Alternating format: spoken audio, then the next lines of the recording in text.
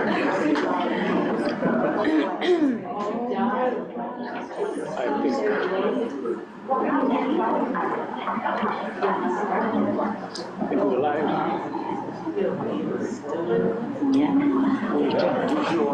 Wi-Fi is not okay. Is it live? Oh, why is okay.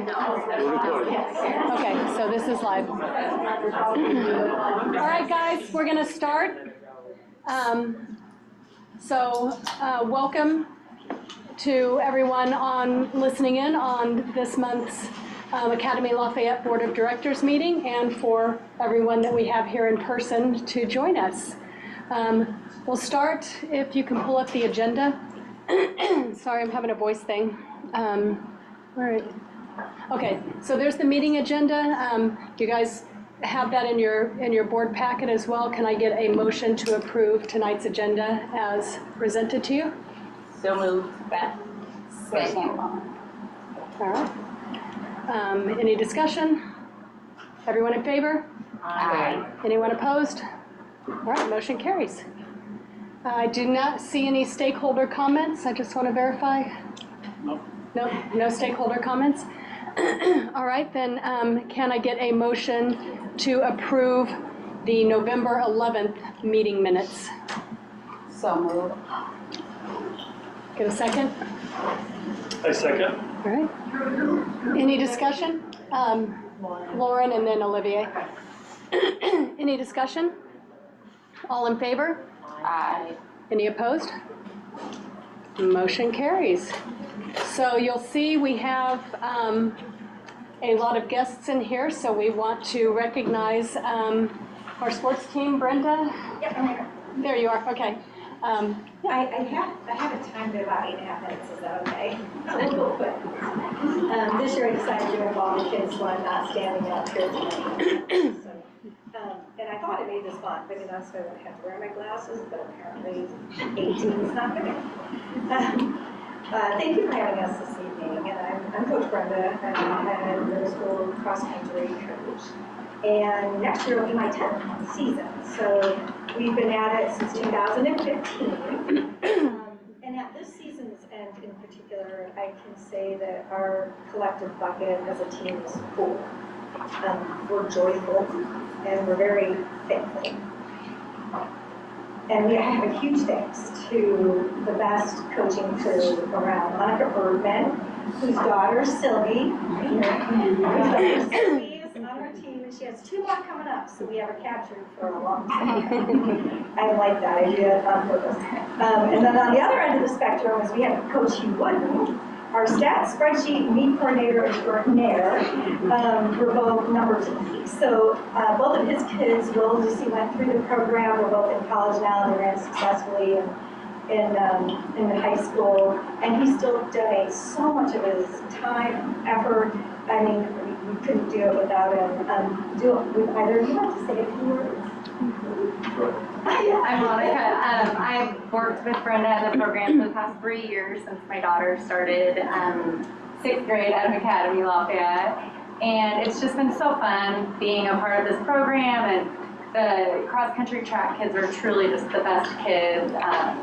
And being able to support them in this way and seeing all these kids that she's grown up with, and it's just been such a joy, and we have such great leadership with Brenda, and thank you for supporting us. These two have actually, Lennon and Sylvia, two of our team captains, have been with us since the 4th grade. Yeah.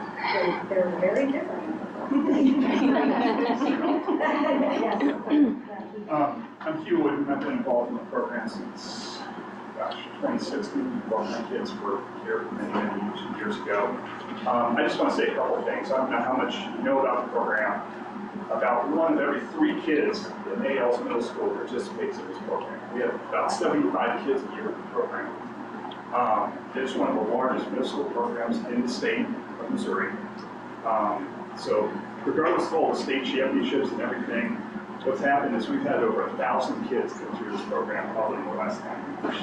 And as a result, there's high school coaches all over the place who just rave about it and know what you're getting when you get a kid coming out of this program, whether it's Lincoln Prep, whether it's Rockhurst, whether it's St. Teresa's, whether it's Blue Valley Southwest. Coaches all over the place know about this program. So it's a testament to Coach Brenda and what she's built. And without her, this program wouldn't exist. So I just want to say that. You guys are lucky to have her, and you need to know that, because otherwise, without her, this program goes to the Awesome, wow.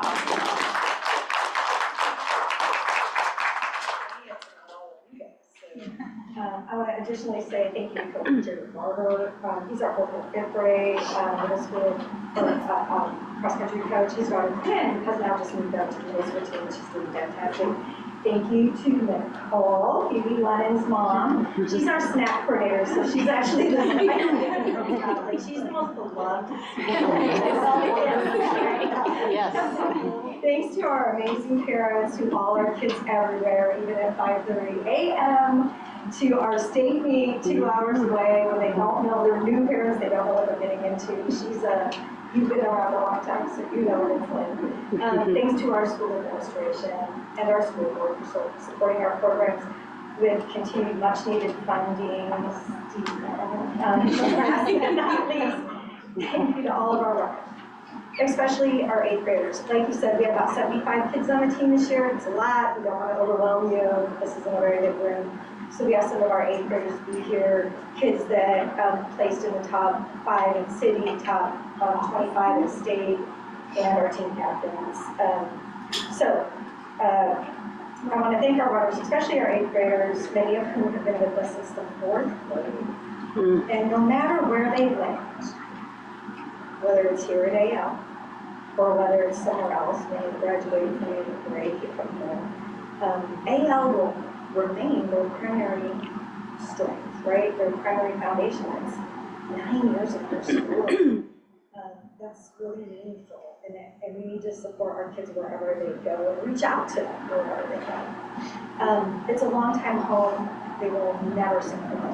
They will never get We are hopeful that this program has helped them feel seen and valued. They're loving. And now I want to hand it over to our team captains to present you what we're calling AL Middle School by the numbers. We have Nico Baez. You can all come stand up here and support each other.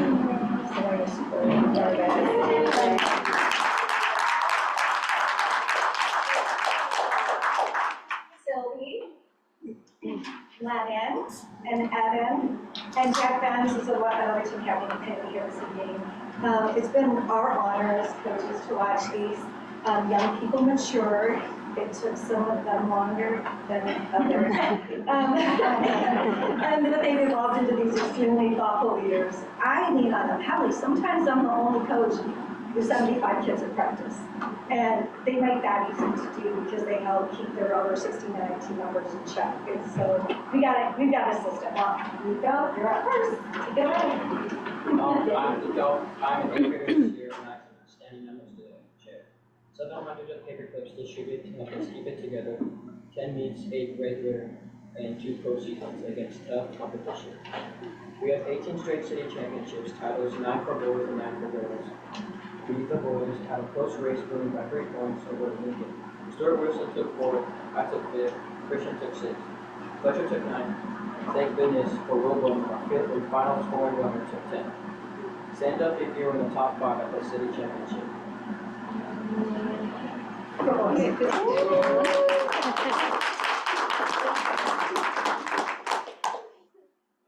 for the boys at the Minnesota Cross Country State Championship. Class 1 and 2 have been dominating Linda. 48 points for the next closest to 121. Wait, I want to stop right there. Y'all hear that? So it's like golf. You want to score what? Perfect score across the team, right? So he just said the boys won 48 to 120. Yes. That was the next closest team. It was a lot harder to qualify for state this year, as we had nearly half our team, 20 boys running a sub-7 minute mile. Pace this season, all state top 25 were Stewart, 9, Christian, and William 12, with Owen and Henry so close at 27 and 28. please stand. They're not here. Our kids are so busy, they're like a violin and all. I'm proud of all 73 of my students, teammates, no matter where they play or finish this cross country. It's hard and we are all running the same distance and feeling the same pain. That's what bonds us together. Now it's money. I'm a big fan of this year and to share with you more awesome IC members. Niners leaders that the girls have also won modestly at city titles in May and the field. We have also had all 9 individual city champions in runner-up. This year, Julie was our champion, followed by Antonella, Celeste was 4th, Sylvie 5th, and Ellen 7th. For a team low score of 19, no other teams were close. Please stand up.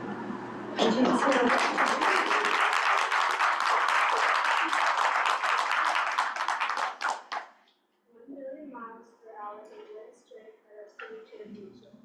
62 the number of 4th and 5th graders in FC this year.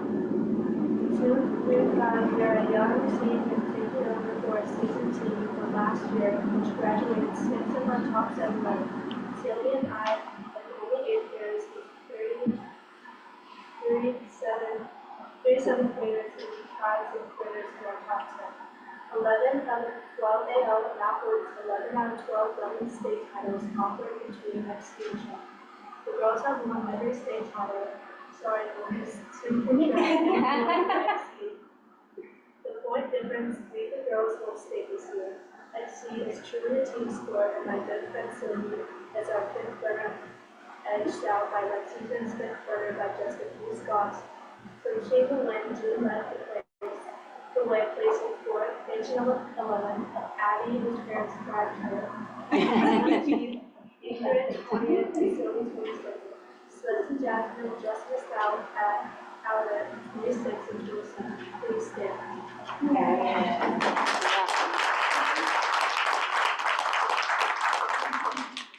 Now to Sylvie.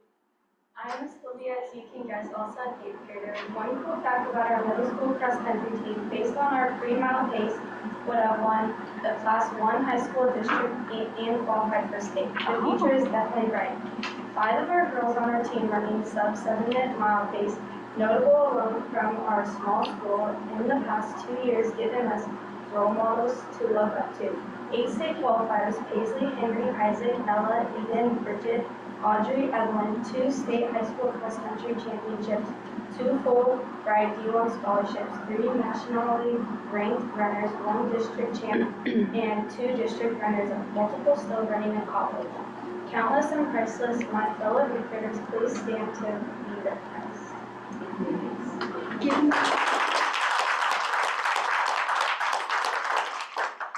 are very proud to have been a part of this program. Thank you, and now we would like to wrap up this with a team chant we say before every meet to unite us as a team and get us fired up to win. Evan, take it away. Okay, so I want to say something really cool. You all have paper clips in front of you. So this is a tradition that we have for every meet, and we hand the kids a paper clip, and there's a little saying that goes along with it. But we encourage you to wear them for the Chiefs game moving forward. But it's a tradition that's been going on, and I had a good experience at the state meet. I ran into a young man, was there, one of our alum, who was home from college, he was there to watch. And he had it in his pocket. Aww. And he carries it at K-State, and he says, I keep it in my pocket when I'm taking exams. It helps me keep myself together. So that's the view of it. It keeps it together here in your heart and whatever you're doing for them. It says a team, the closer they run together, you know, cross country is truly a team sport. The closer they run together, the better they'll be. So I have chosen Adam for this next honor, and I need all the kids to come up here now, all of our team, including you, Poppy, because you're like an honorary member, and you're going to be here before long. And we love you to come to our meetings, please. It helps us so much. It gives them energy, they feel seen by you guys. It really does matter. But we have a team chant that we've done right from the beginning, and perhaps stole it from Nebraska.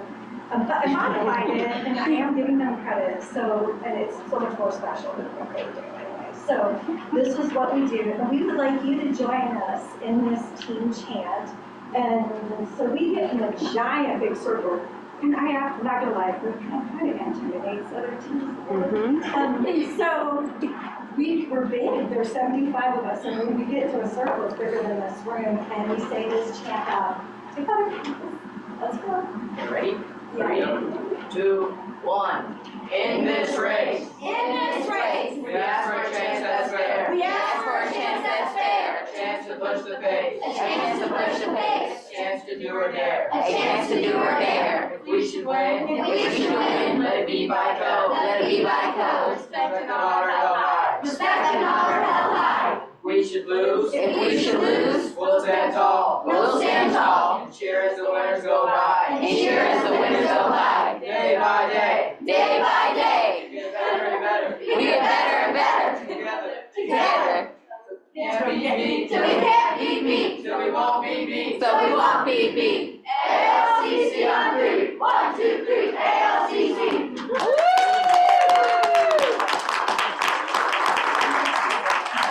Thank you very much, everybody. Well, thank you. Emily was right up there this week. We got her daughter this year. Yeah, Jeez.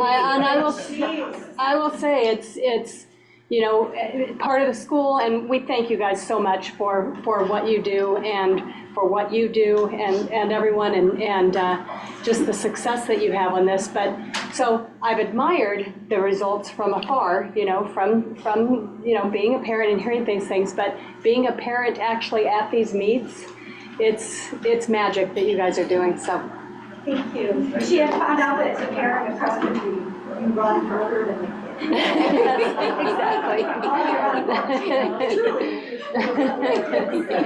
You watch all the parents darts outside.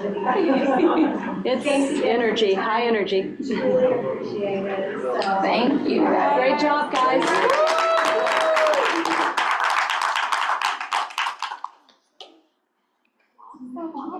Oh, there's cookies. I forgot. My role was to tell you there's cookies over there. So I totally forgot. Anybody who wants cookies, go over there.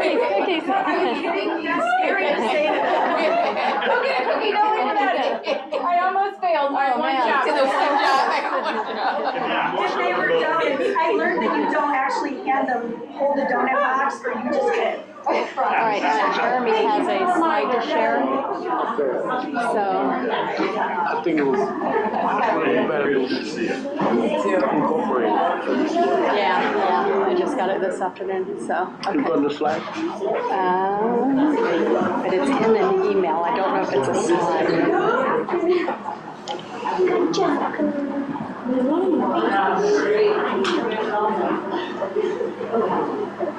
I'm gonna allow you to share. Probably. Okay, you're gonna have him share? Yeah, because it's like, it's not the actual slide, it's just embedded in the email. Okay, that's fine. I'll allow him to share. Okay. All right, guys. We are going to move on to the next, and we have via Zoom, still healing from foot surgery. We have Jeremy Foster, the PTO president, and he's going to share a bit of information with us. Can you hear us okay, Jeremy? I can. Excuse me, I can. Can you hear me okay? You should be able to share your screen now. Okay, I will in just a moment. It's going to be hard to follow up all the awesomeness in that presentation. What Brenda and the volunteers do, all the hard work of the students, and being a parent of a daughter who's been a part of it, it's absolutely amazing. Yeah. So I won't take up too much time. I just want to give a quick update, and then I'll share a slide in a moment. Throughout the fall, we've had a lot of great events. We had the girls VIP dance for K through 3.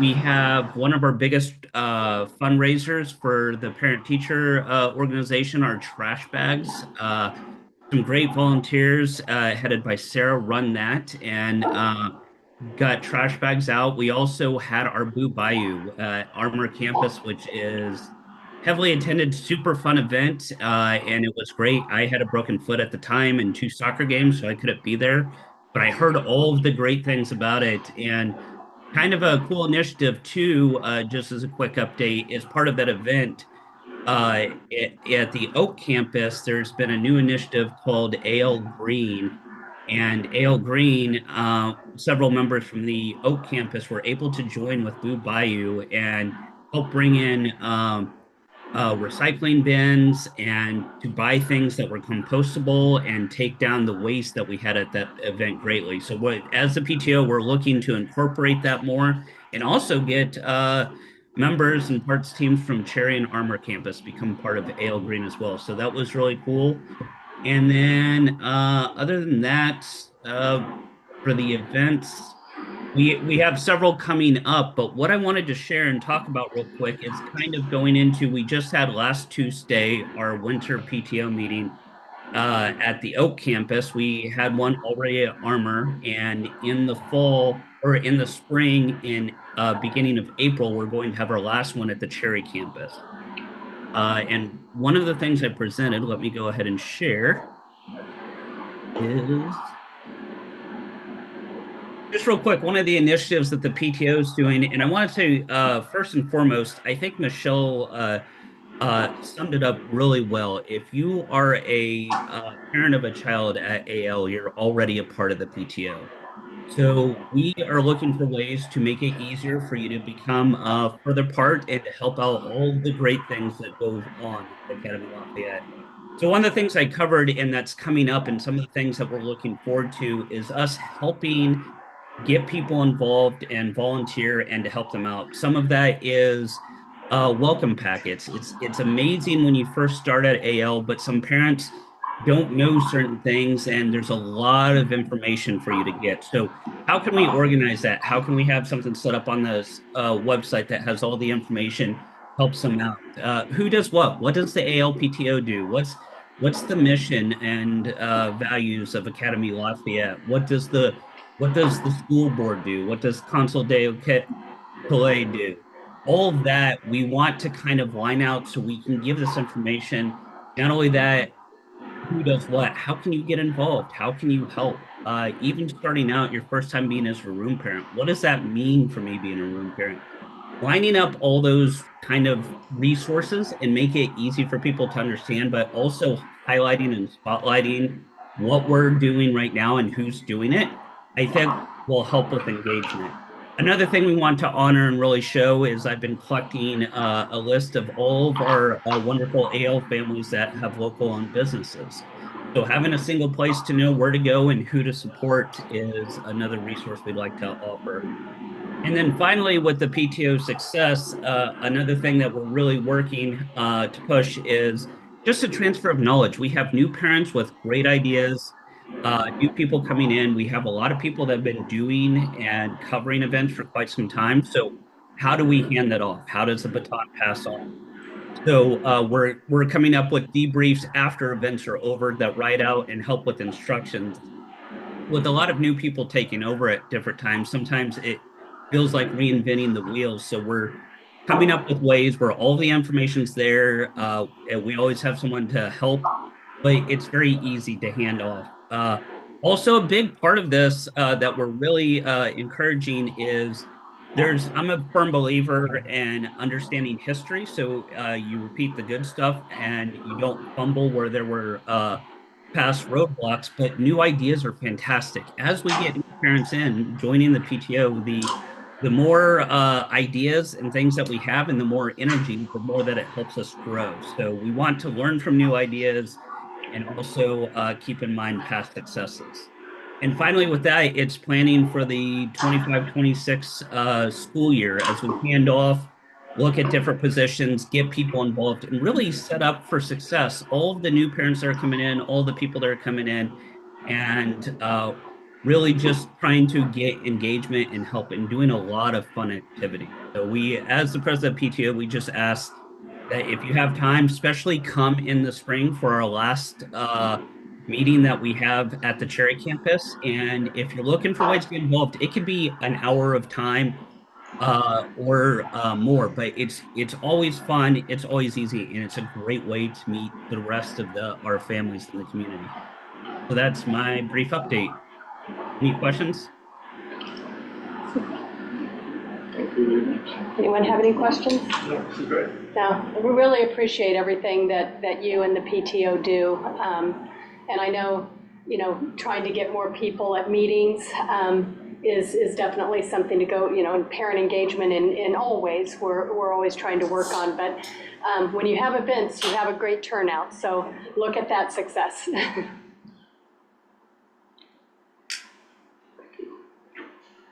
Thank you. All right, anything else? Thank you very much. Thank you. All right, we'll move on to Governance Committee. And I think it's just an update on the bond that you all wanted to share, what those conversations have looked like lately. Are you gonna talk or am I?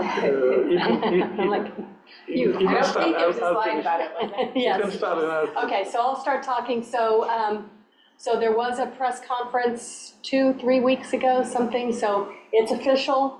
The bond is going on the ballot. We and 7 other charter schools are part of that. And so what we're going to talk about going forward is just, how we can help promote this and educate and inform people about the bond. Yes, that's the next phase is coordinating with KCPS and see how we can invite our community to support the bond. So any other thing, Dana was there too, I don't know if, now you're done with the signature. Wait, your job? My job is done, yeah. The rest is the job of the politicians. Yeah, that's, Yes. yeah, that's not my bailiwick, so but yeah, I know that the big thing now is how do we sell and make the bond happen, so. It's a miracle we got here, it's a miracle worth all the effort, I think, so. And it will be an uphill battle. I think the main thing is encouraging people to vote. Not many people vote in these kind of special elections. So I think it'll be an information campaign to encourage people to understand what's on the ballot and, make sure they're well informed and go vote. It will be complicated to get it passed. Yes. Yeah, No and if you're doubt. not gonna vote yes, don't go vote. All right, you can say no, that's fine. You say no. Yeah, I think it's a good new experience with KCPS. Yes. And I've seen a willingness to work with us now, and I think that past that, the issues of, those couple of point of contention, I think now they're ready to work with us. And hopefully we'll be able to Is to it pass the still the bond. same amount of money? Who? Is it still the same amount of money, the 494 million or something? 474 million, Okay, but the charter school will be receiving 50 million and us will be 30 million. But yeah, it has been good collaboration with them, once getting over the humps, and I think that's really good. They did invite us to be part of the press conference, which I think was good, and you have regular meetings with Yeah. them and other charters, so it's just nice to see the charters in the district together. That's awesome. Yeah, that's great. Glad to hear it. So I guess at the board can, by law, you cannot make any campaign, but Right. if parents, we need to talk to COSIPA and see what will be the strategy, what parents we can use, maybe the PTO. And we Other- can inform, other- right? other We can't, information, yeah. yeah, We can we inform. provide I- information, here's what it. I guess shouldn't we send a message to our community and say, hey, because we have not done that yet. Tell people this is what we've done so far, and this is what is happening. Yes, and here's Is the it by doing it either in a campaign? I don't think so, no. Just informing people that we work with KCPS, this is what we Yeah, we agreed can. on, this is how much we're getting, if it passes, then this is how we're gonna use the money. Yes, So we what is just the- can't tell anyone how to vote, sorry. No, just ask, what is the difference between campaigning and informing? Seriously, like, what can we do, what can we not do, And, as a parent, you can do anything, right? So I think that's where it gets Yes. a little bit complicated. As an individual, as a parent, you can do whatever you want. You just can't be a school board member. You can't be representing the board. And as a board member, you can't say, you should vote yes. you can say, there's a campaign coming up and the school would get $13 million if it passes. But as a parent, right, so I think you just have to be careful. But for example, could we as a board or as a school print some leaflets and put in the every kid's backpack? Right, informational, yes. Yes. Here's what's coming up, here's the date. Like the week before or whatever it is. Yes, leading up to it. I think the PTO, they are not board members. They can have an informational and a Q&A session And PTO can actually, they can say, just tell that they you can suggest, yes. So yes. I guess. Right, or you're looking like, is PTO a fine line? It's real close. Okay. It's real close. I would tell them they can highlight the benefits of Yes, this right. Okay. to the school, but I would not tell them to tell folks. Therefore, you should, Yeah, it's a thin line, but it's a little one. but it's an important one. Yeah. But I all just- of the parents listening out there that are not board members Or PTO. or PTO, well, they're all PTO members, but not PTO officers, right? Right. Yeah, so they can share. I guess whatever KCPS can do, we should be able to do it. Right. Because they have been on the news to explain and then they share information with the community. Good. Okay. Any other questions on that? When is the vote? April 8th? And it required a majority of 57% to pass. I did not realize that. What did you say, with 50%, 70%? 57%. Oh, not necessarily just a majority. Yeah, it's a 4/7 of the vote. Oh, right. And this city has now passed a bond in, is it over 60 years? 6 years. But So it's an uphill battle. the city is hungry for a bond. Let's see it that way. They'll pass. They are. They'll eat it. Very eager for We this. should shame the city into voting for a bond. Say, hey, everybody did it before. Let's see. Is it just a Kansas City thing or no city, I mean, all the cities Other pass cities both? have passed it. Other and cities pass them right, all the time. Bordering cities, all sorts of people around us have bonds. So why not us? Because linked to the history of education in Kansas City, KCPS, lack of trust and different things and conflict. I think that now that, and the results of the district, now the district is accredited. I guess it will inspire more trust, and then working with the charter schools also will make things much easier. You might wanna make sure that anything that anybody sends out on behalf of the school, whether it's the PTO or the school, let somebody look at it before we cross it on. And by somebody, do you mean you? Yes. So Jeremy, if you're listening to that, you could send me anything if you were gonna send anything out about this, and we'll have Dana look at it. And my guess is we should send Jeremy, I don't know if KCPS has their materials to provide information, but we should send something to Jeremy, just the informational piece. Yeah, that's a good. Yeah, one thing to add in is we had early on Anika Hickman ask us if she could present about the Go Bond issue, which would be like April 1st, so we can pass that along as well, if that's okay. Okay. All right. Ready for finance? Who isn't? Who isn't ready? Okay, so first item is accounts payable, just some highlights from the November accounts payable transactions. So first one there is MCPSA, that's the association that the school is a member of, and we paid them just about $16,000 for the annual dues.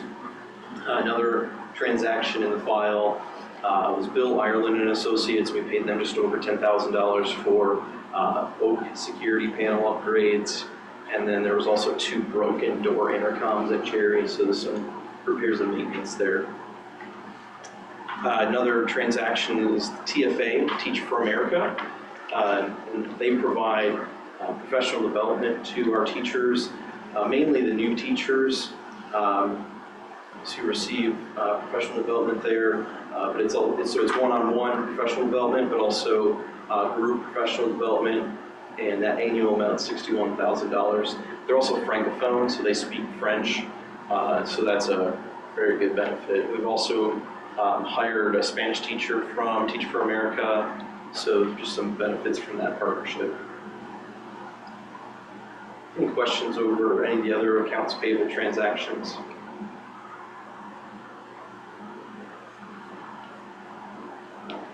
We'll need a motion to approve the November 2024 accounts payable transactions.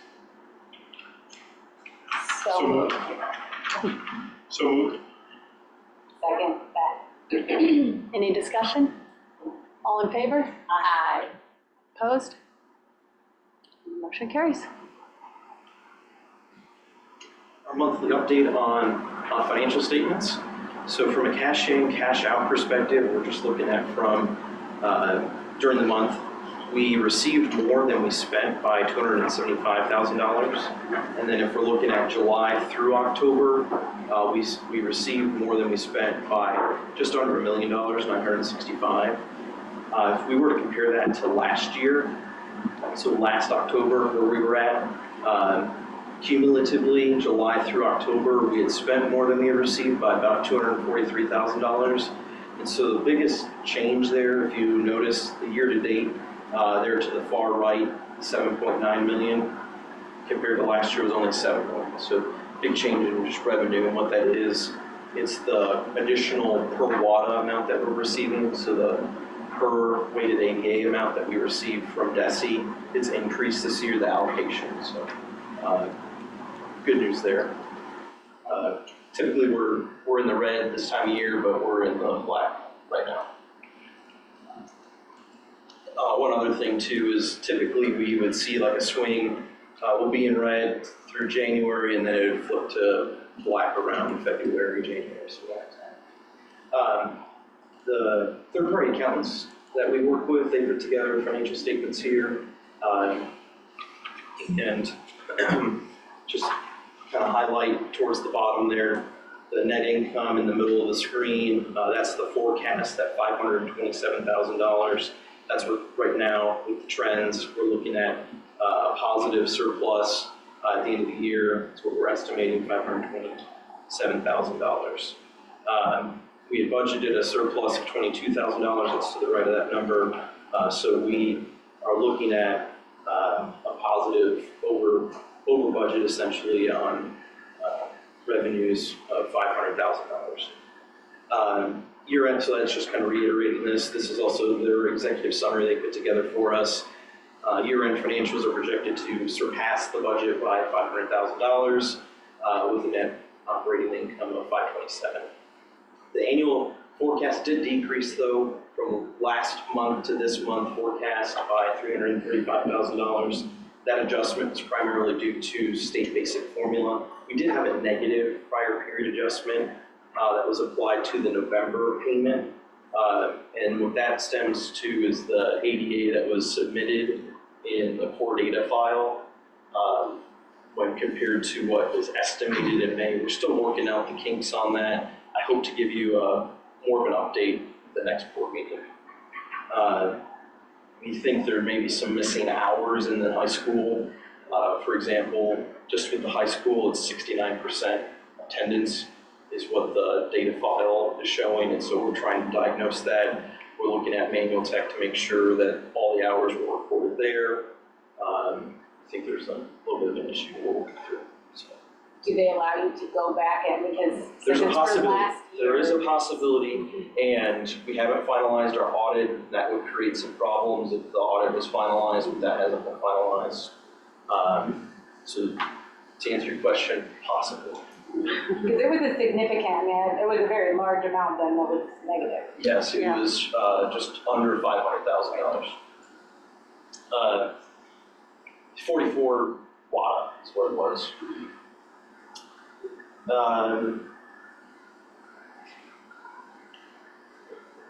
Any other questions about financial statements before we move on? will we get an update at the next board meeting about how? Yeah, yeah, Do you well, anticipate, how long will it take to resolve? we're hoping by the end of this week. Has to be done before the audit's complete. Right, yeah.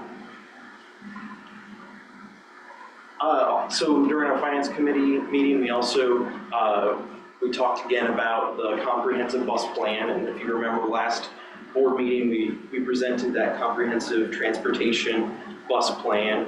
And we had identified costs that were needed to round out the school's transportation, including the acquisition of 7 buses. It's those 3 internal combustion engine buses to put in reserves essentially, or have 3 reserve buses, 4 electric buses, 3 activity vans, and then also just electrification infrastructure, as well as the purchase of a bus lot. And we estimate that those capital investment. Does that mean we're not online? No, that's AI. That's AI, yeah. Capital investments to cost almost $1.3 million. And just a summary of what those capital investments look like. The 3 ICE buses, I'll call those, $300,000. The activity vans, $150,000. That electrification, $355,000, and then a bus lot, just under $500,000. So that's the breakdown of that almost $1.3 million. So some next steps, we would like to receive approval from the board to proceed. And then after we know we can proceed, then we would determine a plan of how to pay or how to finance this capital investment. We had a lengthy discussion in the finance committee meeting, just initially just scratching the surface of how we would finance that. If it was go out and get financing for the buses initially, and then if the bond passes, we would pay that down quickly or before the end of the year, taking out a mortgage essentially on the bus lot. So we had a brainstorming session on that. I don't know if either you or Michelle, if you wanted to jump in on any of those discussions that we had during the finance committee meeting. Yeah, I mean, I think what we're thinking is there's an immediate need to purchase these 3 buses, these 3 IC buses. And so that would be something we would authorize the staff to do right away, and it could be financed with a loan.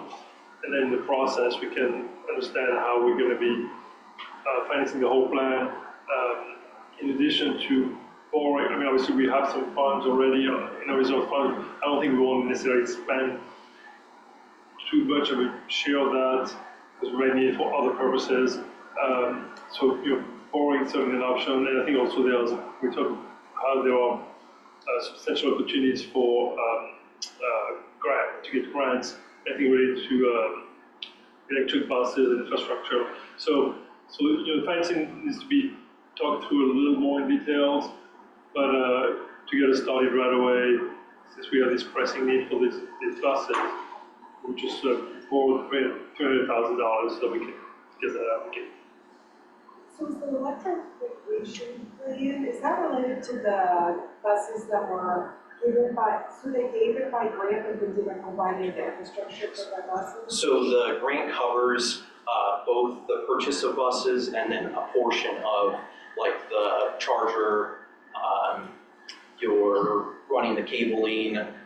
So it's all part of that project essentially, but there's still a shortfall in order to cover that full cost. And then does that include the anticipation of more electric bus purchases going down the line, or is that just? No, that's just the initial, but once you have the infrastructure in place, and we're planning to have at least 4 terminals, and just have those 4 electric buses essentially,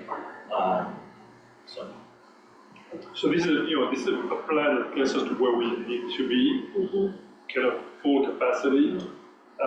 Obviously, this evolves over time as we replace buses, opportunities throughout. But I think what we're going to have is a comprehensive view of anything we might want to need to spend in order to have, a stable, self-sustaining infrastructure to bring these kids to school every day. So this is what it'll take to get there. And what does this account for buses that go down? So that, I think part of those buses, and you can maybe see if can. Yeah, so the 3 ICE buses that we're talking about there, those would help support as reserve buses essentially. We would take those and replace some of the older buses to be able to put those older buses in reserve. So then if one of the newer buses breaks down, then we have a reserve bus to supplement. Just when we first decided to do our own transportation, remember we bought 7 buses. We needed 5 running and 2 reserve buses. We bought old buses about that. Now what we need is, we don't have those 2 extra buses that when a flat tire happen or something happen to replace and move forward. That's what we're trying to make sure we have it available. So we'll take some of our older buses, maybe put them as reserve buses and then use the newer buses to run. Where's the mechanic, wasn't that the? Yeah, there's a mechanic built into the comprehensive plan as well. It's just not part of the capital. So essentially, what this infrastructure is not just as buses, but to really support the whole crew. So we can do maintenance, management, obviously store the buses, have a mechanic on the hand to fix them so we don't have to outsource that to a third-party garage. It's very expensive and we can't predict the time it's going to take. So this really covers all the aspects that we can run the operation efficiently. This is our bus company. Yeah. And we'll be able to transport all of those great cross-country runners to the meet. Just understand again, when we started, we bought 7 buses, 5 years. It was only for Arma. 7 buses for only Arma. And now we have 3 schools, we have 13 buses. So you see that we're trying really to make sure, and things are working. We just want to make sure that we have enough buses in case something, sometime we have a bus in the mechanic for 2 weeks. And then or longer. And you have to cancel routes and disrupt things. That's what we're trying to avoid. Did I understand someone, maybe it was you, Stephen, saying that if the bond money comes in, then we can, because we can't spend bond money on. No, we wouldn't spend bond money on this, and just free up other reserve monies to pay for those buses. And so after the reviews that you all have done, you feel like it makes sense, right? Do we hire a mechanic? What are we doing in-house versus out? You feel like you have a solid plan that gets us to the ability to do this well. And 3 months from now, we're not going to be looking at another one. Oh, by the way, now they're right, because it feels like every couple of months we're like, oh, and another 300,000 here. And I know you guys have had lots of conversations. You feel like we're in a good position. We have a thoughtful plan for how to sort of really go all in because, Yeah, it's not just the capital, but it's also the human infrastructure. So we have this bus mechanic. We're going to have a director or manager of transportation, so somebody who will be in charge of that in addition to the dispatcher, in addition to the bus driver. So it's a team of people, but I think we can cover all the different aspects exactly from the point you're making. That we don't want to be surprised at something we hadn't thought about, and all of a sudden you have another big expense coming down the pipe. So, it's a big chunk of money, but at least we know what it's about. We can plan for it. We can understand on an annual basis what it's going to represent, and we can, plan accordingly. And we have reliable transportation, which has been a struggle for many years, right? So I think the plan has also amortization. Right. To be able to. So this is capital, so it's a one-off, but we're going to take a chunk of that as an expense every year. Yeah. So depreciation. Appreciation, sorry. But then you have a longitudinal budget of what it costs each year to upkeep. Right. In gas, insurance, Right. staff salaries. And that's about 5 to 6% of our total budget. And that falls in line with what we typically allocate for our transport. Correct. And if you want to run a bus company, we were approached by another charter school to come and to work with them, to cheer, and I will cheer with them. If later you want to have some benefit, you can do it, but. So that's why we'd approach if we meet that bridge or come to that bridge. Right, let's figure out our own. Yes. Let's do that That's really well. exactly right. Like, Yeah, I know some of the board members, like, let's say, have the impression that every 3 months we come and say, hey, buy us this thing. But remember, I want just that, I don't want people to forget what really happened. We bought only for Arma, 7 buses for Arma only. And then suddenly, I mean, even buses were pushing, right? You take over Cherry. So if we didn't take you over Cherry, we were just surprised because we didn't want to plan to do that. We didn't plan to do it. It's in August that first student told us, I don't have drivers for you. And we came to you guys, we bought 4 buses, served Cherry. And then we lost how many? 2 of our buses died. Yeah. Because remember, we bought the junk buses, that's what we bought. They were really old, they died. We need to replace them. And we have to come back here. And then we need to take over Oak, 2 buses for Oak, and now all the buses. That's how you have the impression that we're coming and coming and coming. But I think at this point, we kind of understand what we're doing. And then this is what we see for the next one, 5 years at least. Yes, 5 years. And there is one more bus that we'll need later. It's on the plan, by the way. If you come back here, it's in the plan. That I think it's year 2 or 3. We need 1 more bus, and then there'll be depreciation also if we are changing buses. But I think this is the plan. and I know there was no way to do it differently, right? So I don't think there's anything I would have asked you to do different. I know there was a reason that you came every 3 months for needing something more, but I just want to know, like, okay, is this it? Yeah, I think it's going from a reactive Right. to Yes. advanced to With now being thoughtful proactive and planning, saying yes. we're in it. And so how can we optimize it for the long term that it's sustainable and predictable? Right, Yeah. yeah. So And it's- I appreciate all of the work that went into like Yeah. figuring all of that out. And it is great, I mean, because it's like, there's a plan that we've asked somebody from the outside to evaluate, so I think we're in the best position that we can be in, and we just need to make it all work. And so you guys are thinking with the student growth forecast, we just need 1 more bus in the next 5 years? Yeah, the plan we presented, yes. And then this is also planning for the increase in the percentage of kids we're transporting. Prior to COVID, we were transporting 40% of our kids. Yeah. Now we're around 30%. We're thinking of we may get back, if it is very reliable, we may get back to that. That's why we need these buses, in case we get there. I mean, we would like to be there. If we're successful, people would like to be with us. Yeah. And anyway, yeah. The one thing I want to add, it's not like we're buying these buses and never more. We're always going to be buying buses, replacing old ones by new ones, but that's part of it. From a cost standpoint, it should be pretty even out. That's part of, each bus has a useful life of however many years, depending on how old they are when we buy them. So there will always be new, but it should be, as an overall budget, it should be pretty stable. Thanks, Mark. So I think we would need a motion to Yes. approve the comprehensive transportation plan up to $1,257,000. So moved. Do we have a second? Second. Any more discussion? All in favor? Aye. Any opposed? Okay, motion carries. Congrats. We're a bus company. We're a bus company. The other item that we talked about in the Finance Committee is the global studies, and it's the 10-day trip that high schoolers take, and we have a trip to Senegal, Guadeloupe. We haven't gone to China, that's still one of the This year. this year is planned. But we talked about the estimated cost involved with those trips, and for one student, it costs about $4,600.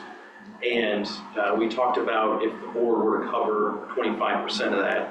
There's about 20 students that attend these trips, and so the cost on, if the board were to absorb that 25%, be about $23,000 total. And so we just had discussed that. I don't know if any of you want to jump in on. Just to, when we created our high school, this is part of our planning of high school. And then back then, years ago, because I tried to bring the memory for people to forget what we talk about. Back then, the first group, the board paid for, I think, 50%. That's what the board agreed that we were going to pay. And the second group, we paid 30%, 25%. And the third group, we paid 25%. And then we've been coming. So at this point, we have 3 trips. One, we did one in Costa Rica last year, and we did one in Guadeloupe, and one in Senegal, and one this year is going to go to China. But typically, every year, we'll be having 3 trips. One in a Spanish-speaking country, Mandarin-speaking country, and French-speaking country. So that's as part of our DNA, I'm saying, the high school DNA. And normally this year we should not be subsidizing at all. So what we are asking is, for the 25%, you've done it for 3 years, let's keep going it for the other groups, because there'll be fundraising, of course, and then parents will bring also some contribution, and that's how we fund it. So, do we want the motion to be just, and what we're approving just for this year, or do we want this to be a permanent annual? Yeah. 25% of the cost. Yeah. And as enrollment grows in the high school, then that investment will grow, but we'll also be getting more funds, more money, so it all, yeah. I would like to see us, I'd like to see us provide a couple of scholarship trips for kids who can't afford to go, but would really benefit by it. You know, if it's $4,100, why not pay for 2 kids to go? We've got the money. So what you're talking about is equity, helping disadvantaged kids at a certain level, and having a certain amount of money and say this is going to be for scholarship. Right. And not, well, financial scholarship through need. So one thing we did to help kids fundraise is, I think they get 100% of their, or 50% or something, of the raffle. If they sell one raffle, they take 50%. That's part of funding it and helping them. So they're not paying $41.60 there because they get money from the raffle? No, it's separate. Oh, it's separate. It's helping them fundraise at the same time. Okay? So I guess for the scholarship, I would propose to make it a yearly vote, something like that, and if we, because we don't know, we have not planned for that here. We were thinking of subsidize everybody. However, you're right. It's important to think about kids who would not be able to even pay half of it or one third of it. We can see. I would like to, let's go and think about it and come back for the next meeting and have a better idea what we're talking about, because I don't know how we'll do it. And does the high school have, they have multiple opportunities for them to fundraise? So there's the Ethnic Food Festival, is that for the trips? Yes, true too. Okay. They get a share from the Ethnic Food Fest. They get a share, so it's not necessarily them going out and fundraising. It is them working hours, and each hour is broken into a share. So it's like they're volunteering to support that, and however many hours they volunteer to support, that's how much the final total, the percentage that for that individual. And then Musketeer March is a similar concept as a raffle. So after what they raise, the Musketeer March can go back to their individual treasure. My comment was actually going to be similar to Pam's. You said that there are about 20 students who go. Are we limited to 20, or have we found that there have only been about 20 students who could afford the trip? 20 students that participate. Because It's open to, we're small, it's still small. So now this group there's 40 kids this year, I think, in 10th grade, I think. who have committed to going Oh, forward. I don't know yet how many are going. I'll check it. But I'm saying that the number of kids we had per grade, last year we had 20 in 12th grade. So it's gonna increase, of course. So is there a reason why we can't, I understand for this year we haven't done it, but going forward, why do we need to approve it ongoing as opposed to just making that part of the budget process? So every year we understand, what we can afford to do. We assess how many kids we think will need it, and we appropriate the funds as part of the budget in June for the following year. Would that be a good way to do it? That's the best way to do it. Yeah. That's what we did the last 2 years before this year.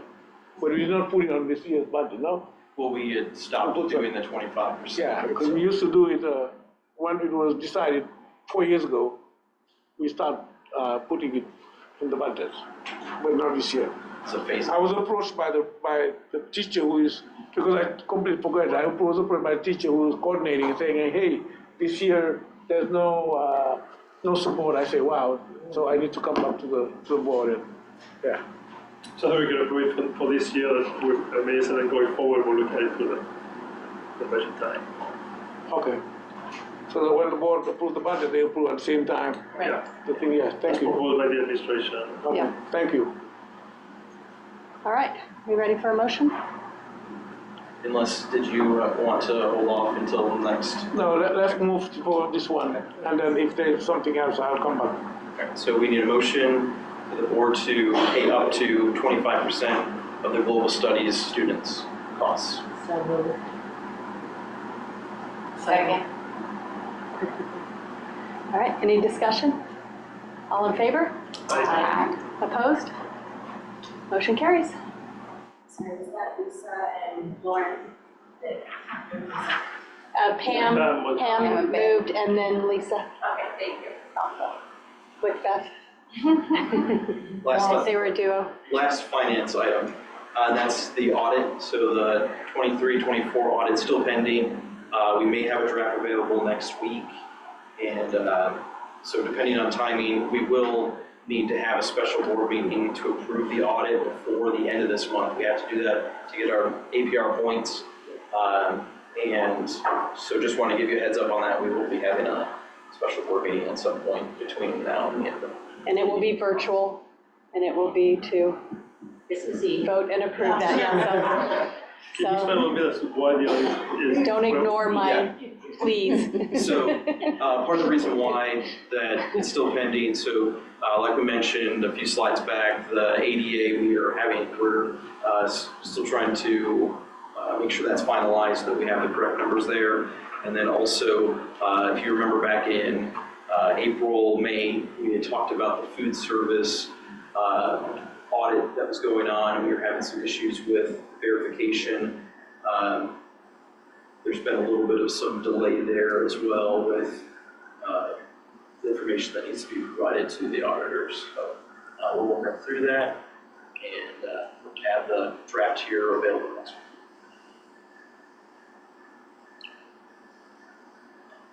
week. So the District Performance Committee met last week. As you know, DESI published the APR and the map test on the 25th, so we were not able to meet just the next day. We did not have time to compile all the other school district data to be able to make the comparison. So we discussed the APR, the map test, and then the admissions application. Those items are on the board agenda, the board data agenda, the annual agenda, data agenda, so the calendar. That's what we're doing now. So I just want to explain briefly what is an APR. So APR is the APR has been here for a long time, but with the M66, M66 is a new plan. Missouri School Improvement Plan, number 6, started 3 years ago. They changed the reporting for APR. Because API in the past used to have gross or status. So the academic, I'm talking about the academic world. Gross or status, meaning if your test scores are good, you get all the point. Gross is how well you're growing every category of kids. So it's different from, you can have 75% test scores, but you're not growing the other kids. So now, for this MSIP6, they decided to have 50-50 to calculate gross and status at the same time, making sure that every district is growing. The low income, the minorities, ELL kids, and IP kids. That's what they put on student growth also. Now, it's two parts. The performance part is academic mainly, and the other one is school improvement part. 55% of the point go there and 35%. I told you about academic achievement status is how well your test scores are compared to the state, and growth is how well your kids, different categories of kids are growing every year. So that's what is new. And then the success rating is about IB courses, AP, and college credit you're offering. And how calculated also how you're offering them. And for us, we have a high percentage of kids taking full IB. And we have almost 100% of our kids taking one IB course. Graduation rate, we are 100%. And then the last one, we don't have it yet. Follow-up, graduate follow-up. Once you graduate, we need to follow them up and then report about how they're doing with four-year college or on the workforce. And the other part is the school improvement strategic plan. Our strategic plan is submitted to DESE, and I met with them. The DESE representative, it was a year ago. They look at it and ask questions about how we're doing it, and then respond to the standard, meaning what is our strategy to address the standards. So I had to write a whole, some 2 pages to respond to the DESE standard, how Academy Lafayette is going to address those expectations and so on. And then the last one is, the other one is success ready is KEA is the kindergarten test. It's a requirement, kindergarten test. ICAP, the individual career and academic plan, is 7th grade up. Every single student need to have an ICAP plan, what they need to do all the way to 12th grade. And this, I would really like to thank Liz Seeley, who our council did a fantastic job to helping kids have this fixed. It was not easy. Attendance also is counted. As you see, last year I think we had we lost 2 points, couple of points for attendance in high school. And then the climate and culture surveys, after you need to do it, administer it, and then make a report to DESE about this. And last but not least, documentation. That's what Stephen was talking about. It's 2 points, but you can lose it. Mainly submitting on time, your audit, your different data, and so something like that. So that's what it is. So you have continuous improvement, and then the last one, the first one is performance, which is more academic. If you look at it here, is our own this year's APR summary. Performance is academic, we have 98.6%, and then school improvement 98.3%. That's what gave us 98.5% of our APR. So it's a combination of academic and how are you running the school. Please let me know whenever you don't understand or you have questions. Then move forward. And this is the APR is for the high school. I just put it here to see how well our high school is doing. APR 97.7. Could have got 99.9 maybe because we lost a couple of points for attendance. Because you need to be there 95% of the time.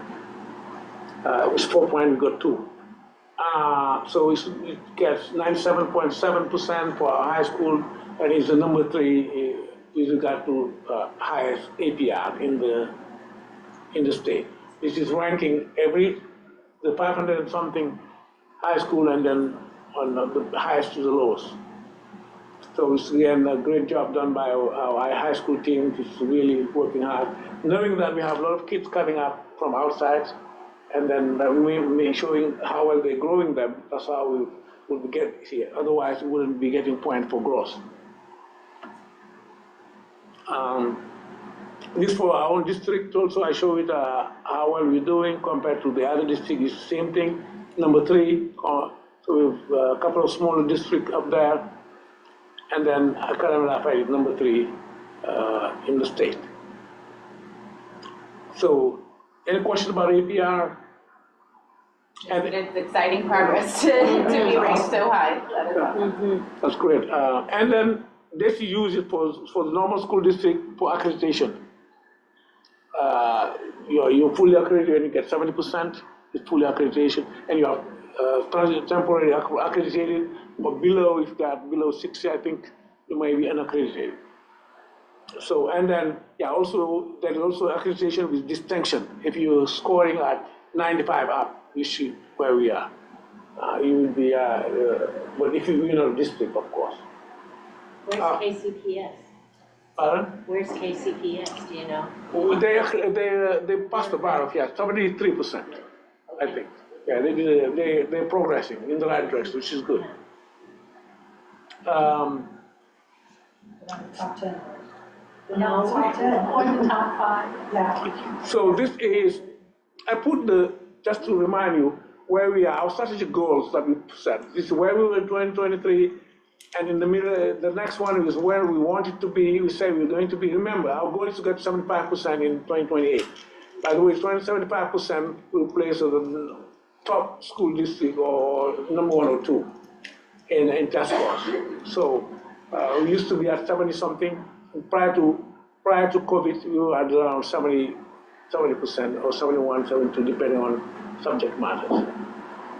So it's where the blue means that we pass we overachieve a little bit, move past what we goals, and the red is social studies. Social studies is very hard to track anyway, because it's only one class, it's in high school, and the group of kids are different anyway. So, but I guess we want really at least to stay at 65% and go from there. So this is based on our strategic goal, how well we're doing. And then we're tracking also this year, see how well we're going to do to approach our goals.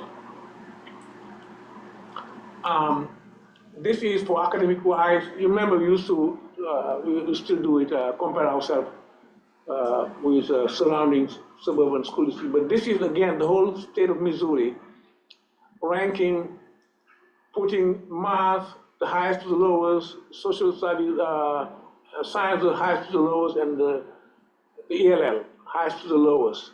So this is where we are. If you aggregate, if you compile all the data, we have 190 points, we'll be putting it at the 11th in terms of test scores out of 550. And some of the districts, of course, do better or worse than that, depending on where we are. This is merely test scores only. Now, this is our comparison we used to do every year with the surrounding suburban school district, Missouri, but also Blue Spring, those higher achieving school districts, Lee Summit, Liberty, and Park Hill, our neighbors. So the green line is Academy Lafayette. Slightly going in the right direction for English language art. For parents who are listening, they just to understand that learning French also has always proven that our kids are doing better than all English schools. Always did outperform the other schools in English language art. So some parents are a little bit nervous, saying, my kid is not reading in English or in French, what's going to happen? They have better chance to be good readers here. And we've all the time, always outperform the other district. In mathematics, as you can see, the green line is ours. The COVID is the one we planted over there. And COVID has really, and I think it has improved, affected more disadvantaged kids than others. And we went really down. I always say, maybe if you could have closed the school and go on vacation and take the test, it would be just fine. So, but we're getting back to, you see, outperforming in mathematics. Teachers are doing really well, helping kids in mathematics. And I know we talked in the committee that your math team is doing an amazing job to go from that much of a dip in such few years back to, yes, better than our peer schools. So that is an impressive trend line. So again, since COVID, what we see is our subgroups. That's where we need to focus on making sure they get to where they used to be before COVID. It's science. Green line also is academic affairs. It's nice B. We're getting back to where we used to be. Prior to COVID, we were at 70%. The last test before COVID.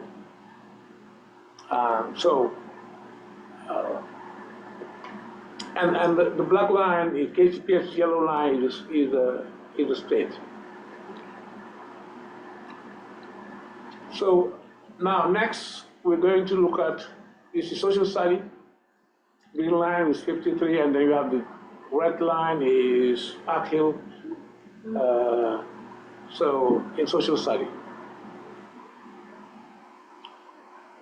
So remember last year was 65, this year was 53.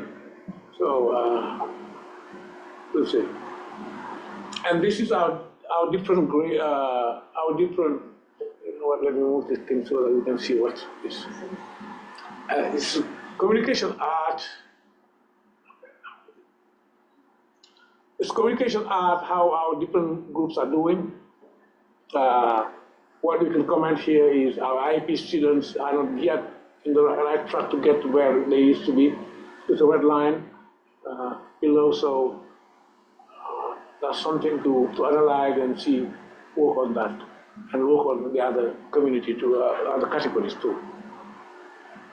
You can see okay. So white students are under all? No, they're not here. Okay. So all represents all the all is our average, the district average, all students.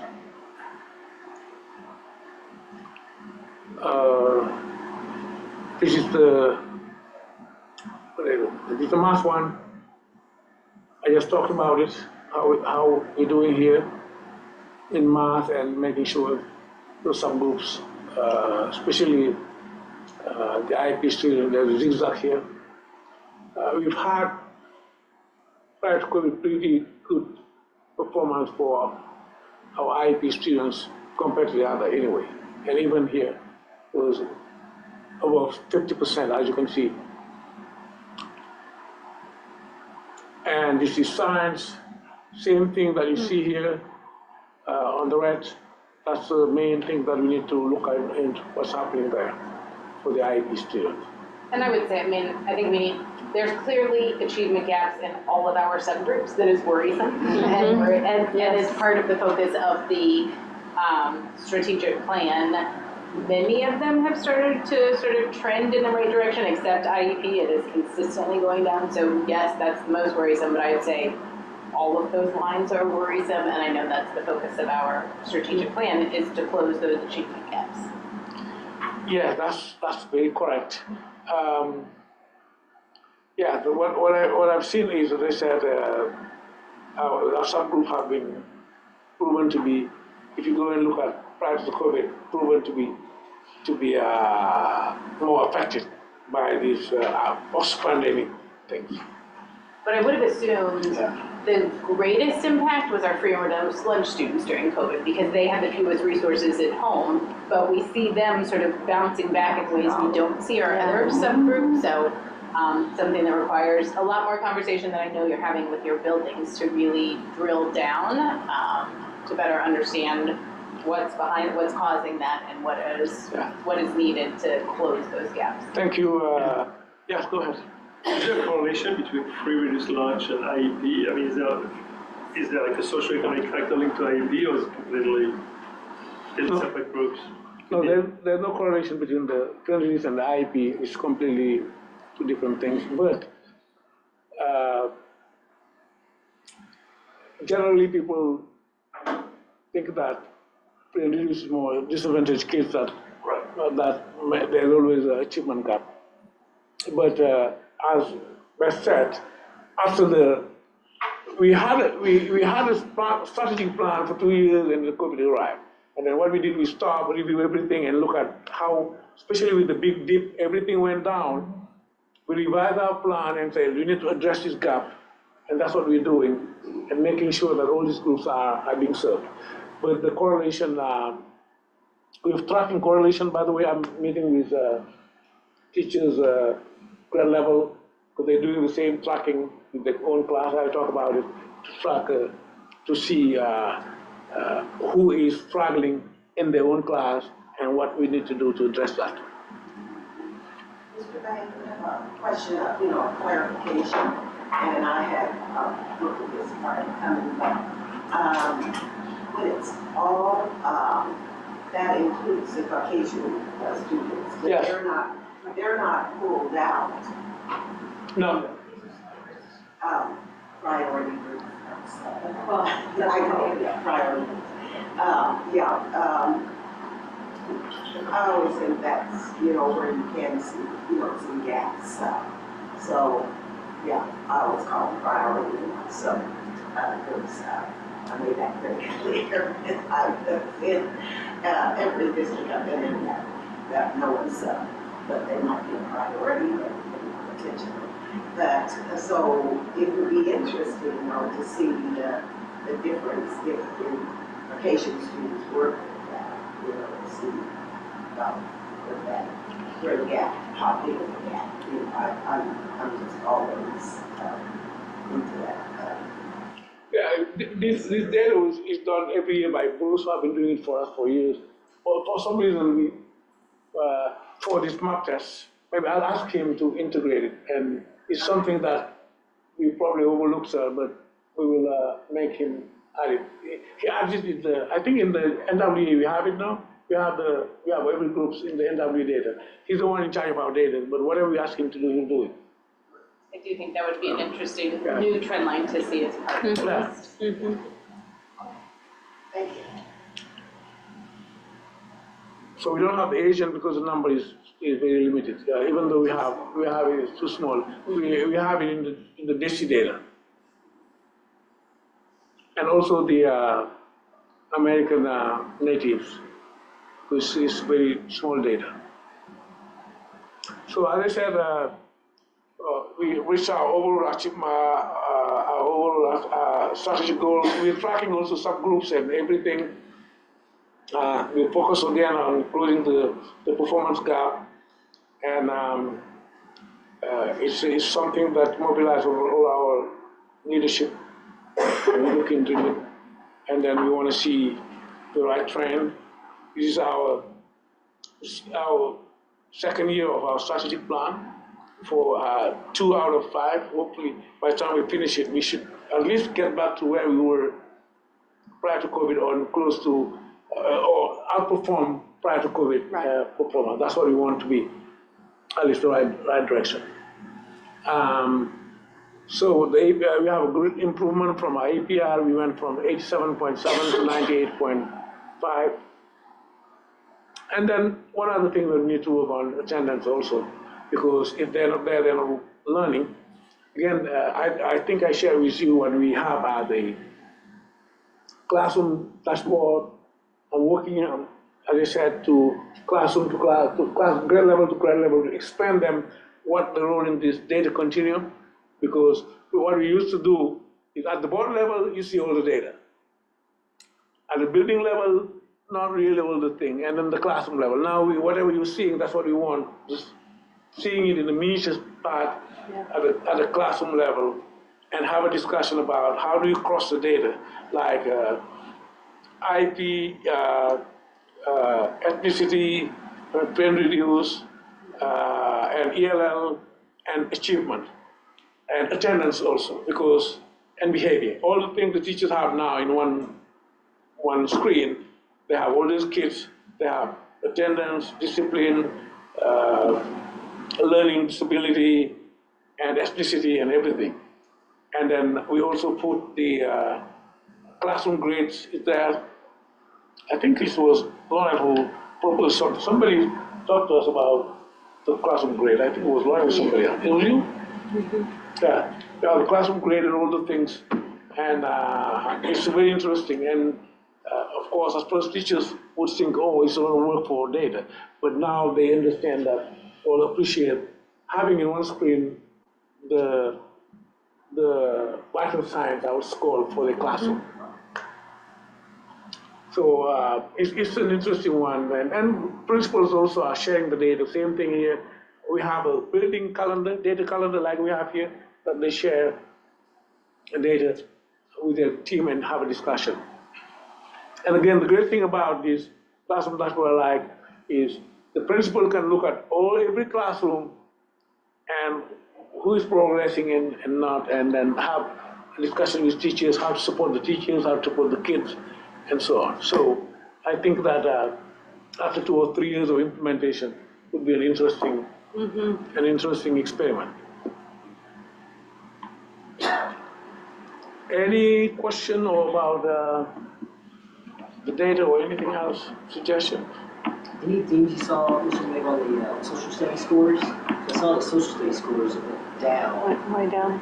Year over year. Any themes or trends? Social study?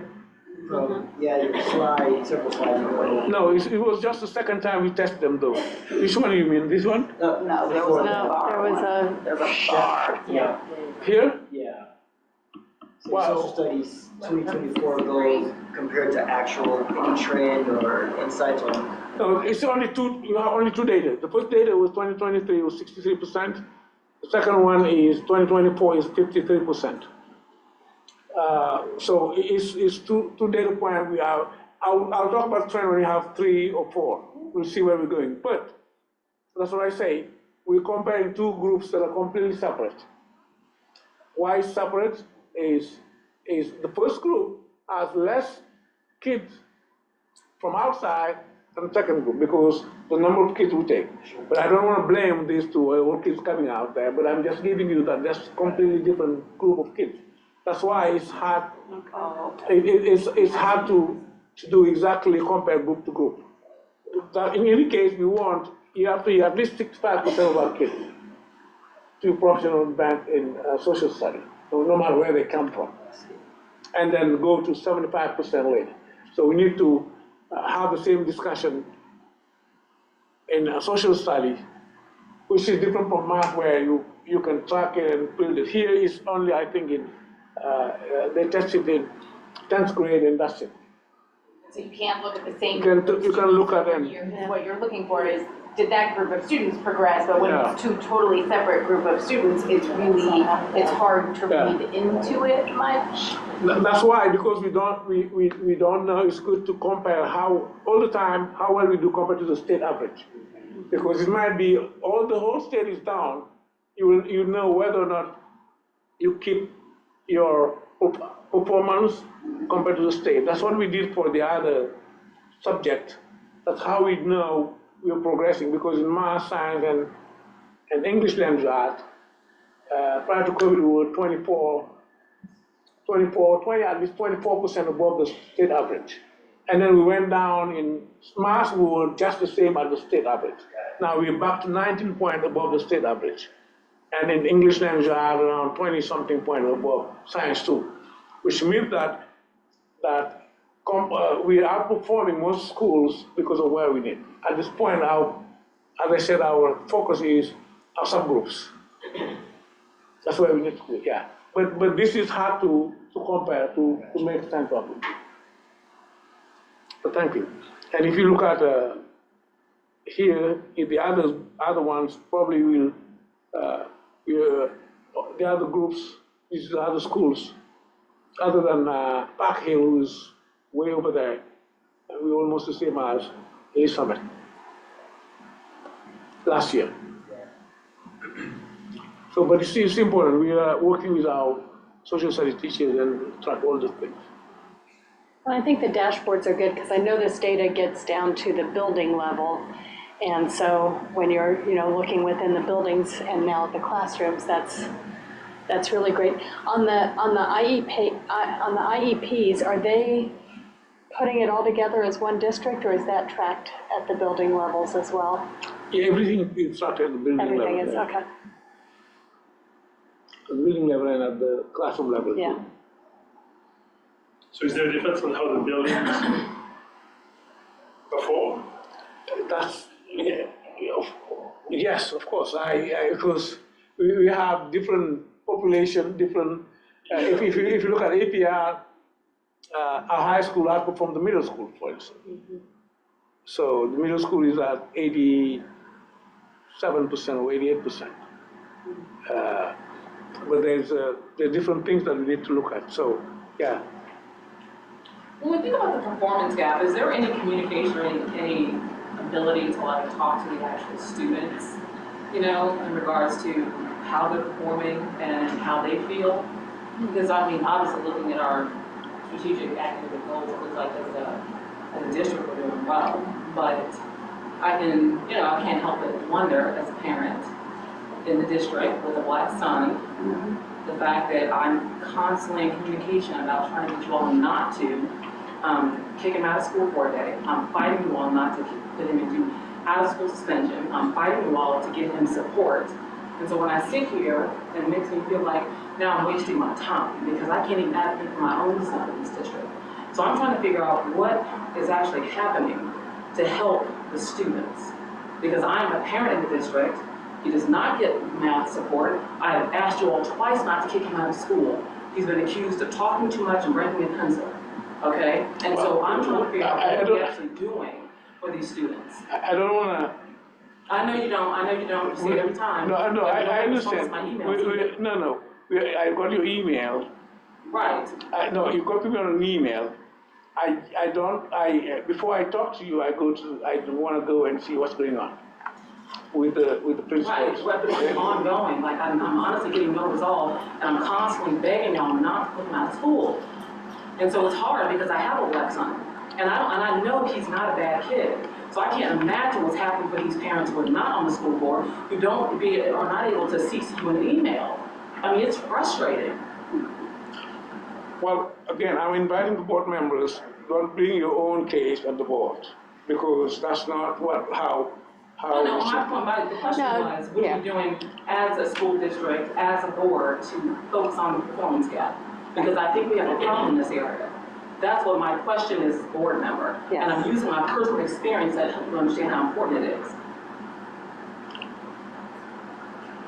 I'm going to answer about what we talked about is what we've done in the past, in reading, for instance. I'm just going to take one by one what we've done. In reading, years ago, we were doing down like this. We decided to get a plan for reading intervention by, we bought literature for the classrooms. That's how we had the 30 minutes for reading. And what did you see? All our groups would start going on and on and up and up. So that's where we went from down to have a trend of going up in reading. That's what we're having here now. In mathematics, same thing. Not only that, we have for some groups academic support. And academic support is based on the mark test and the NWA test and the teacher recommendation. That's what we look at. And once we do it and see, okay, who needs help? If somebody is not professional or advanced, is basic or below basic, those are the kids we support. And that's the same for any school district will do it that way. So now, what you talk about what you refer to talking to kids is a great idea. Talking to actual kids and sit down with them and then see how they feel and how they can set up a goal and move forward. That's a good idea. That's probably going down to the level of student by student, going down from the classroom to the student and talk about it. So, but we have an academic support system.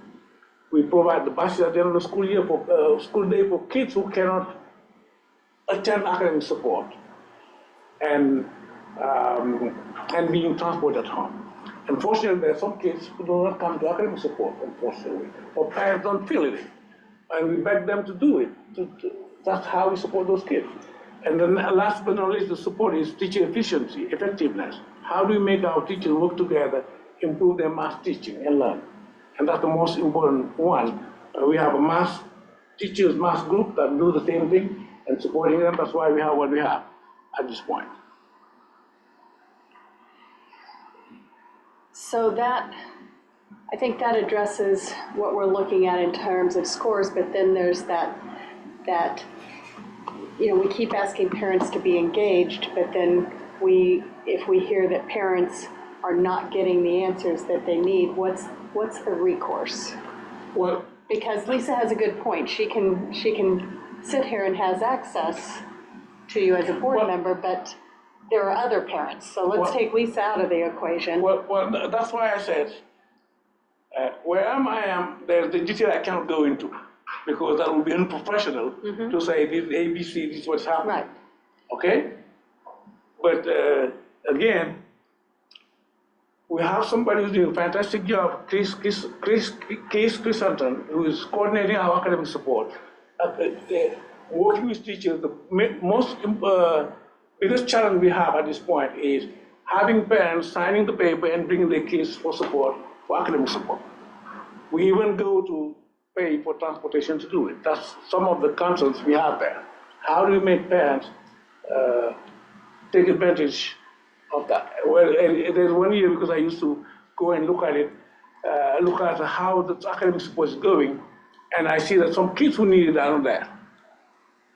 But I think it's a different issue, because here you're talking about the kids that you identified as needing academic support and what you're doing to support them, which is correct. I think we're talking about parents who think their kids should get support or who have some kind of an issue, and they may not be part of the group that you've identified as needing support, and there might be good reason why you think they're not. Or students who say they're having challenges and they want support, and why can't we give them that support without sending them down to De La Salle in the city? That's what I'm saying. The student says the student needs support. Where is that support for that student? I cannot answer that question until I know. I talk to the principal or teacher to say, this is an example of these kids need support, yes or no. But again, but maybe in parallel, so I think you guys are really focused on the kids who need support, and that's amazing. Maybe because we're going in the context of performance with this, for me, there's things that poke into my ears for lots of different issues, and maybe there's a different issue that we're not really looking at, which is overall parent engagement, like ways to, and the teachers have 24 kids, it's a lot of them, and times 4, so they can't, but maybe there's a whole different area of support that we're not looking at right now, which is how do we address kind of parent needs, not for the kids who are challenged, but for the kids in the middle, or the kids who are... Or the kids who were up here and they may not be down here at that, but they've that's nonetheless a concern, and what can we do? Is it like a different resource that we don't have now that we need to bring to bear so that we can, I don't know, maybe in the case of somebody who the parent or the student feel they need additional support, we can't afford it because we're having, maybe we can address them some resources so that we can help them.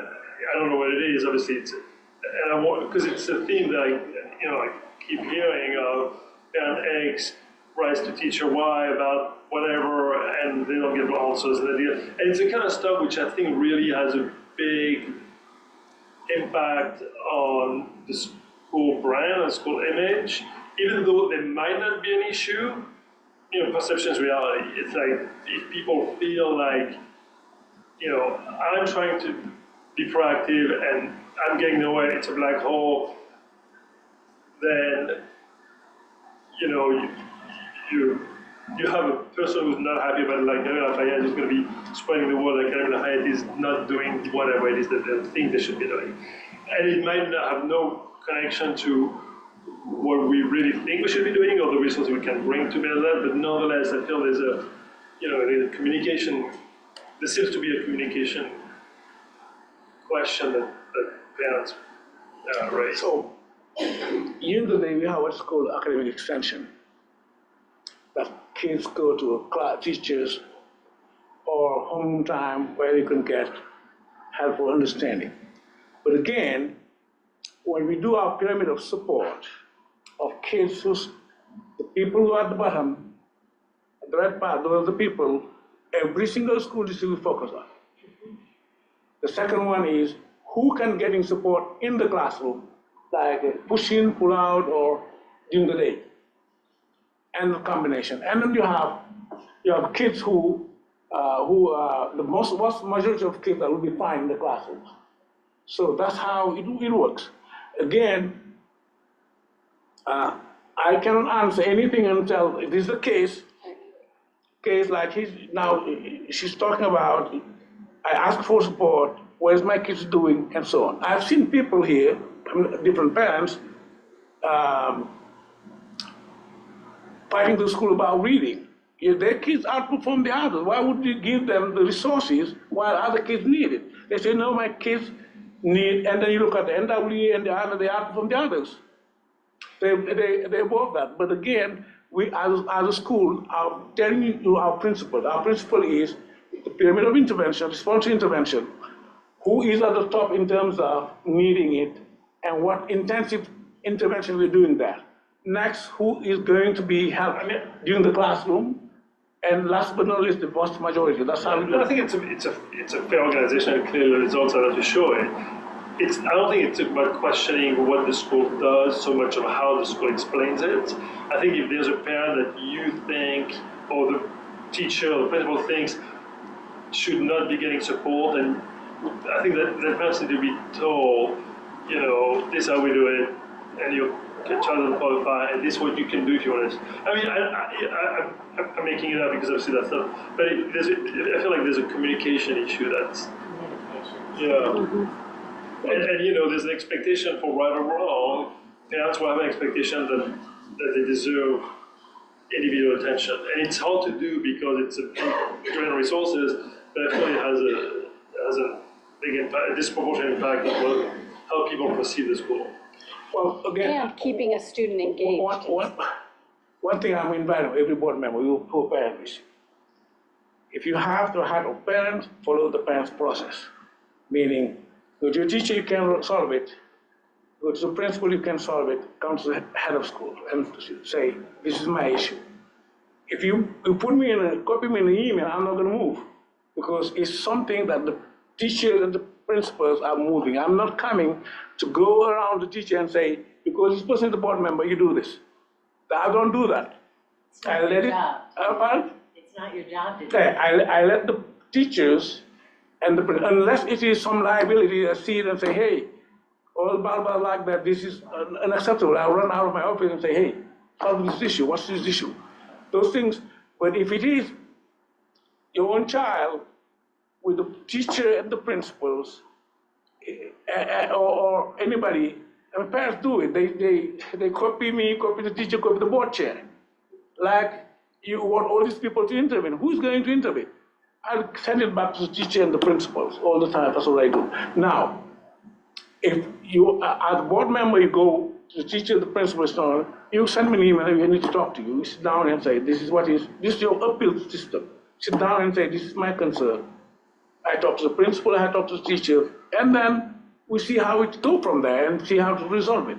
And if I don't resolve it, you go to the board and say, hey, this is how the process. We need all board members to follow that. So again, coming back to support, this is our approach, and we need to explain it to the community. But our biggest problem is not people needing support not getting it. It's offering support and people not taking it. That's our biggest challenge.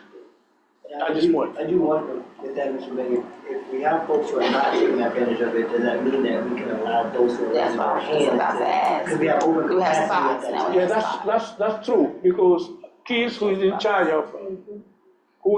of academic support, because we hire somebody he rank kids by the basis of need, and then that's how it works from the bottom up.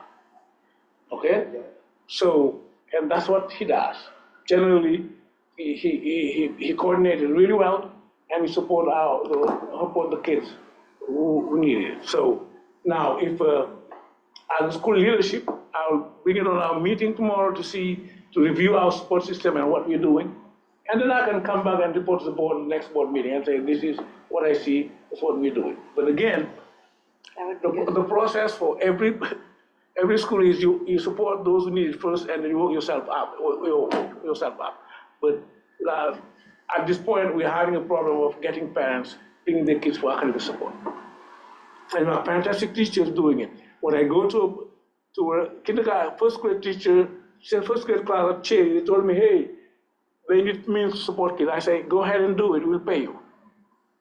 So that's what we do. Nobody tells me, my kids need support, I want to support them, and we're not saying no. We provide the means, we go every year we go above whatever is allocated for us for Title I. We don't think about that. Normally, first grade is not where we do academic support. But even teachers coming to us and say, our kids are low, we need support, we say, go ahead, the means will follow, do it, we'll pay you. So that's what we've done. Could you, at the next board meeting, let us know what the capacity is for the academic extension programs? Can you let us know what the communication looks like for those parents whose children are in need? And then from there, can we look at what next steps are in terms of filling those capacity seats for other parents who may say, hey, my kid doesn't fall within that threshold that you all are looking at. Maybe they're right outside of it. We want to take advantage or look at the wait list or what that looks like to now fill those capacity seats. Okay, I'll check with the Title I and then the principal, and we can do a report on what we're doing. Perfect. We'll do it. But that's great discussion to have at a board meeting. It's fantastic, and it's why we're here. So next is applications.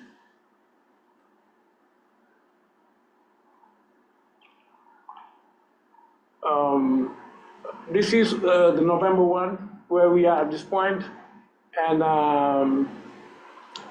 the percentage of different categories apply. These are apps for next year? Yeah, for next year.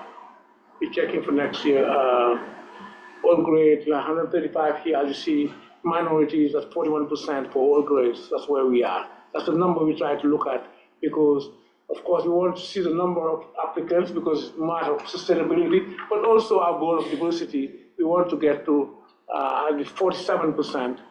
I think this year our goal is around 47 or 46% because we are at 45%. We want to move every year forward to get to 45, 47, 48% for the next couple of years. Are those apps similar to this time last year? Yeah, there's I did not see that. It's right here. This one is in November. Year one, when we started tracking doing this. Year two, and the years where we are. So last year was 101, now we're 133. The year before, 140. This is for all apps.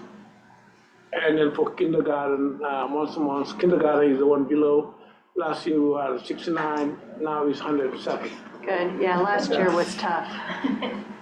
Yeah.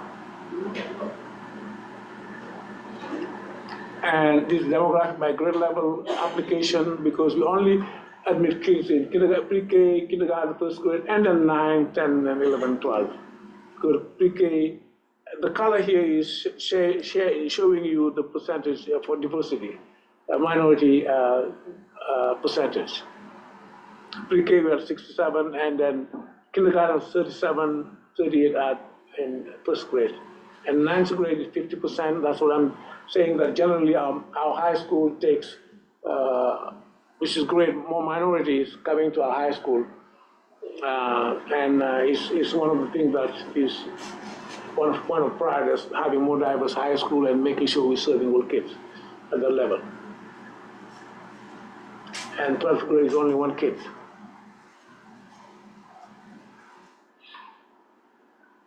This is for the siblings, and this is where you have sometimes the gaps, and that's where we need to watch, of course, making sure that the siblings for minority also get to where we need to be. But generally, it's only in February, generally, that we see a real progress in the diversity part. So our siblings, we have 29 who already applied for kindergarten and 34% are minority. And this is by grade. Community again, kindergarten 38, and 60% here for the whole community application, which I need to for more explanation from Robin. Any question about this one? As you know, our goal is by 2028 get to 50% of minority in our school. We have done pretty well over the last 5 years following our projection. So Robin and is being assisted by Holly still. We're looking for another admission and outreach person to support our enrollment, but they're doing a fantastic job.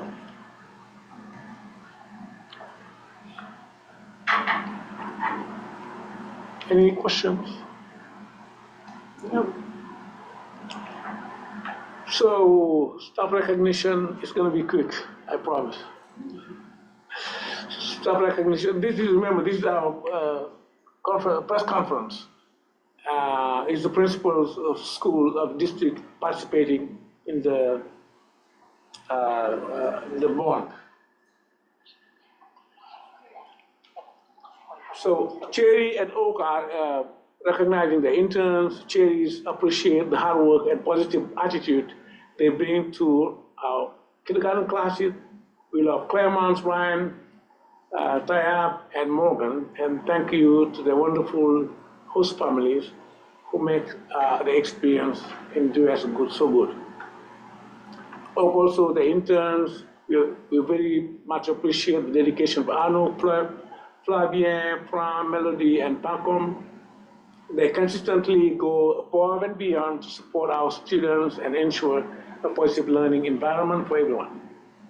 As you can see this year, we don't get what we needed for interns. We used to have 14, we only have 10.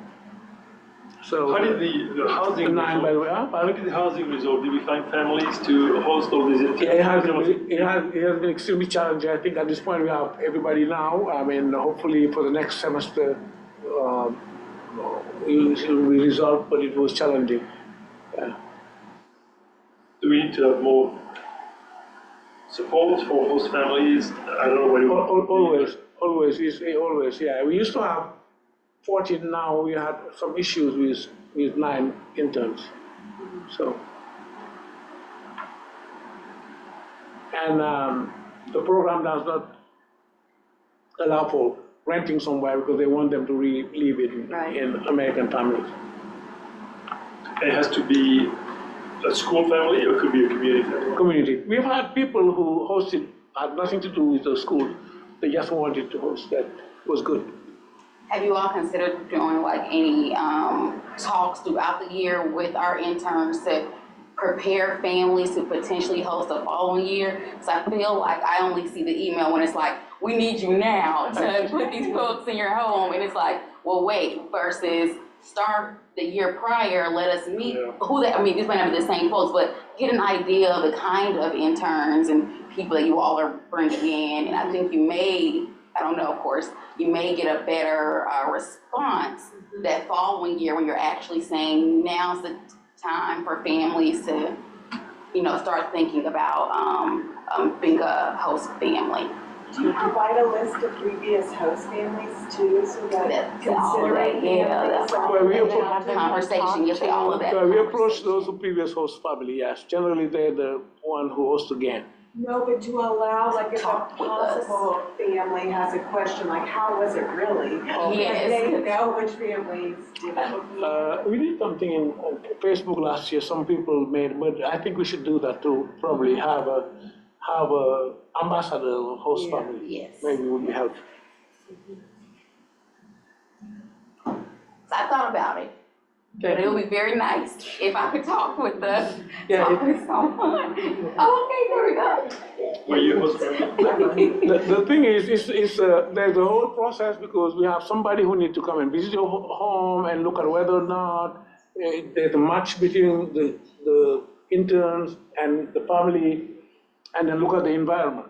If the environment is not really what we need, we won't put our kids, our intern there. Yeah. So there's a whole process of matching the personalities and what people did. Yeah. Thank you for asking, and we're getting an ambassador to help get it, because this is free money for our Title I points for support and reading. Because here, if you have the 14, this year we weren't able to have the 4 for first grade, and the teachers are feeling it. Because these kids, these interns used to come and help reading for first grade.